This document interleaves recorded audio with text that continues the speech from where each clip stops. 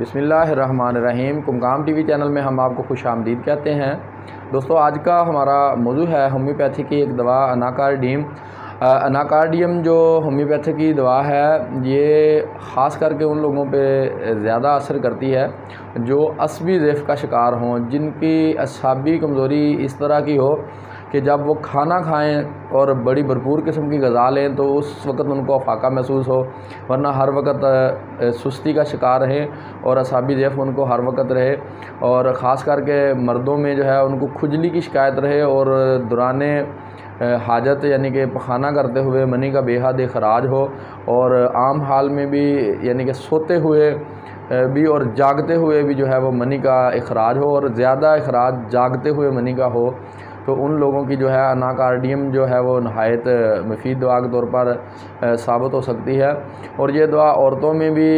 جن کو رحم کے اندر درد ہو اور رحم کے اندر ہلکی کھجلی ہو،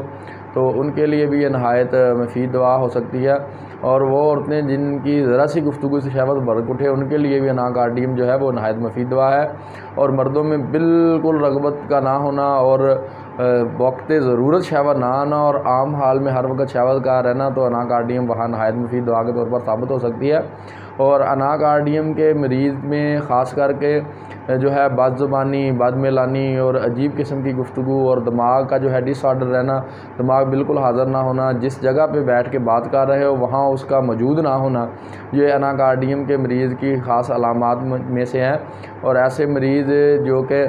خیالی دنیا میں رہتے ہو اور ہر وقت ان کے گرد خیالات کا تانا بانا بندہ رہتا ہو، تو اناکارڈیم ان کے لیے نہایت مفید دوا کے طور پر ثابت ہو سکتی ہے۔ تو یہ دوا جو ہے ان دواؤں میں سے ہے جن میں سے مردانہ امراض کا جو ہے علاج بآسانی کیا جا سکتا ہے، لیکن ان لوگوں کو یہ دوا فائدہ کرے گی جن میں ان کی یہ علامات پائی جاتی ہوں کہ وہ لوگ ہر وقت شہوانی خیالات سے پر رہتے ہوں اور عام حال میں ہر وقت شہوت رہتی ہو، اور جب وہ واش روم جائیں، چاہے وہ چھوٹے پیشاب کی حاجت ہو یا پخانے کی حاجت ہو، دونوں صورتوں میں ان کی جو منی کا اخراج ہو اور جاگتے ہوئے بغیر نفس کو چھوئے ہوئے ان کی منی کا اخراج ہوتا رہے، تو ان کے لیے اناکارڈیم ایک انتہائی مفید دوا ہے۔ اور اسی طرح عورتوں میں اگر پر درد حیض ہے اور حیض کے علاوہ رحم میں کھجلی رہتی ہے اور رحم میں درد رہتی ہے اور ساتھ میں شہوت بھڑکتی ہے، تو بھی اناکارڈیم انتہائی مفید دوا کے طور پر ثابت ہو سکتی ہے۔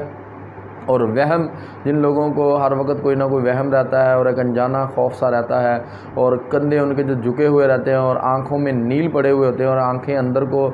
دنسی ہوئی ہوتی ہیں اور آنکھوں کی پتلیاں باہر کو آئی ہوتی ہیں، تو ان کے لیے بھی اناکارڈیم جو ہے وہ نہایت مفید دوا کے طور پر ثابت ہو سکتی ہے۔ تو دوستو، اگر آپ نے ہمارے چینل کو ابھی تک سبسکرائب نہیں کیا تو آپ ہمارے چینل کو سبسکرائب کر کے بیل آئیکن کے بٹن کو پریس کر دیں تاکہ آپ کو ہماری آنے والی ویڈیو بآسانی ملتی رہیں۔ تو دوستو، نئی ویڈیو تک کے لیے ڈاکٹر راجہ ابو کمکام جنجوا کو اجازت دیجیے، تب تک کے لیے اللہ حافظ۔